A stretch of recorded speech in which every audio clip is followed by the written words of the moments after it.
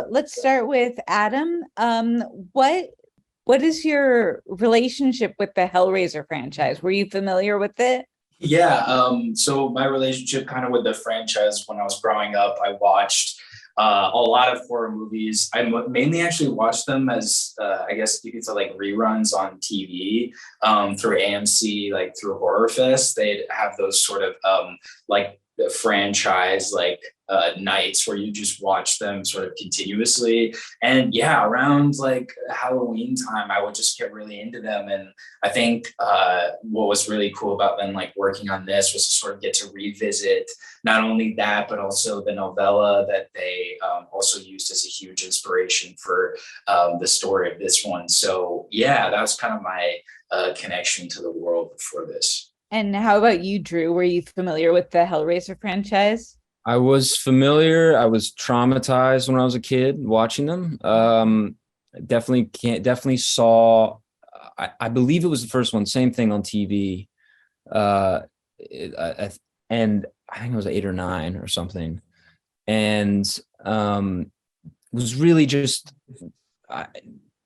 It's so ingrained in pop culture too that it was hard, especially around Halloween, to kind of escape like the images of the Cenobites. But yeah, I remember seeing it when I was 8 or 9 and just being distraught, and like I couldn't get Pinhead out of my mind. But then it was great. We got to revisit the films, once we started working on this, and it's just such an interesting, it's not really a specific horror genre. It's a lot of different genres in one, and you can't really put your finger on it. I think that's what makes it so scary. So then, Drew, were you worried at all about remaking such a beloved franchise? Yes, terrified. I was waking up every day going like, oh my God, I hope we do it justice.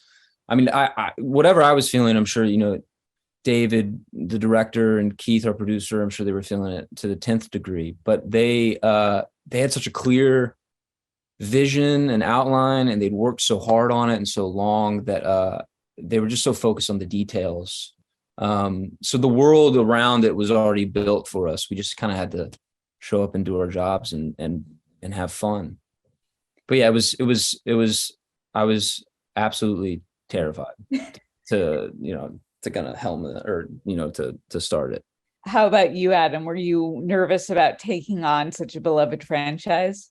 I was kind of more excited, I'd say. Like I was kind of a little bit like I think I maybe did like too much watching of the originals. I almost finished all, like, I guess 10 of them. Wow. I got it off towards the end, but I was kind of just wanting to immerse myself like fully in the lore and try to understand, to make it even more specific when we got in there. So then I felt like when I was there, I just kind of wanted to like let it go and just fucking, be in it. But it was exciting. I don't know. Yeah, I love horror. And so I was more excited, and I'm like, you know what? There's the legacy that they have, and you know what, we're honoring it, but also I feel like we're bringing some new stuff in. So I hope people will appreciate it for that. Can you guys talk about what it was like playing or using the Lament configuration boxes?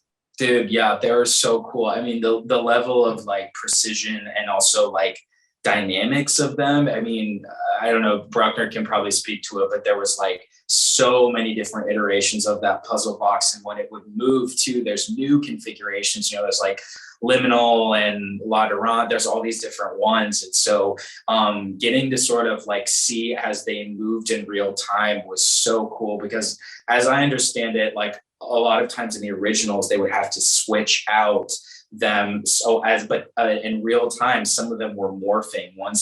We had ones that could actually morph into different configurations, and also seeing Odessa, who plays Riley, figure them out in real time was like so helpful for my character when I get to see her do it on screen, because it was like she was actually figuring it out, and she got to be like best friends with this box by the end, essentially, because she knew it like the back of her hand. So yeah. I was jealous of Odessa because she got to handle them so much.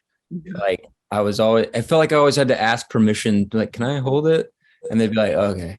But they have like such a, you know, they have like a weight to them. There's probably dozens of replicas made of like different versions and different configurations. So yeah, it was so well designed. And David knew like every single marking on there. Like he was so specific in making it as kind of original as possible. So yeah, it was great. But I was very jealous. I was like, wanted to hold it all the time.